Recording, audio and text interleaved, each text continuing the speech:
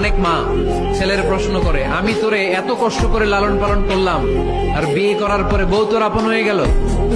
এরকম একটা কমন প্রশ্ন আছে না নাই? এক চালাক ছেলে মারে উত্তর দিছে, মা তুমি মা ডাক শোনার জন্য জীবনে কি কষ্টটাই না করছো। আমারে তুমি 10 মাস 10 দিন পেটে ধারণ করছো, এত বড় বস্তা, খাইতে পারতো না, টয়লেটে যেতে পারতো না, খালি বমি করতো, ওষুধ খাইতা। 10 মাস পেটে ধারণ করলা, 2 বছর দুধ খাওয়াইলা, আমার পেশাব পায়খানা পরিষ্কার করলা। এরপর 2 বছর বয়সে 3 বছর বয়সে আমার মুখে বোল ফুটলো, তখন আমি তোমারে ডাকতে শুরু করলাম, মা মা।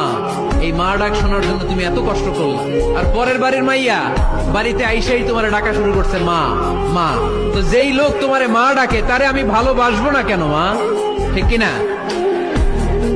আমার মুখের মা ডাক শোনার জন্য তুমি এত কষ্ট করলা, কি কষ্ট। আর পরের বাড়ির চিনি না জানি না এক মেয়ে এসেই তোমার ডাকা শুরু করছে মা মা। তো যে আমার মারে মা ডাকে তার স্থান তো আমার হৃদয়ে, ঠিক কিনা? প্রথমে শাশুড়ি আম্মারা শোনেন, মহিলা প্যান্ডেলের শাশুড়িরা, ছেলের বউয়ের উপর রাগ করেন না। আপনার অনেক অভিজ্ঞতা আছে, বৌমার কোন অভিজ্ঞতা আছে? নতুন এক্সপেরিয়েন্স নাই। বৌমাকে একটু সময় দেন, একটু গুছায় নিতে দেন, পারবে। রান্না ভালো হয় না, পারবে। ঘুম থেকে দেরিতে ওঠে, উঠবে আস্তে আস্তে। আপনাদের সাথে মানায় চলতে পারে না, পারবে, সব পারবে। আপনিও একদিন পারতেন না। আপনি যখন প্রথম বৌমা হয়ে গেছিলেন ওই কথাগুলো খেয়াল করেন, আপনার দিনগুলো তখন কেমন কেটেছিল।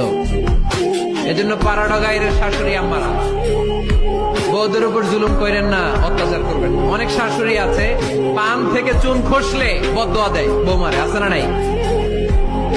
কিন্তু এটা কল্পনা করে না যে এটা আমার নিজের পেটে ধরা ছেলের বউ।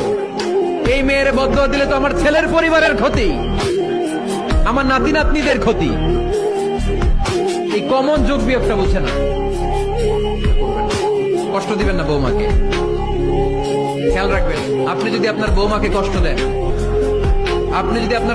কষ্ট দেন, আপনার নিজের মেয়েটাও বৌমা হয়ে আরেক বাড়িতে যাবে।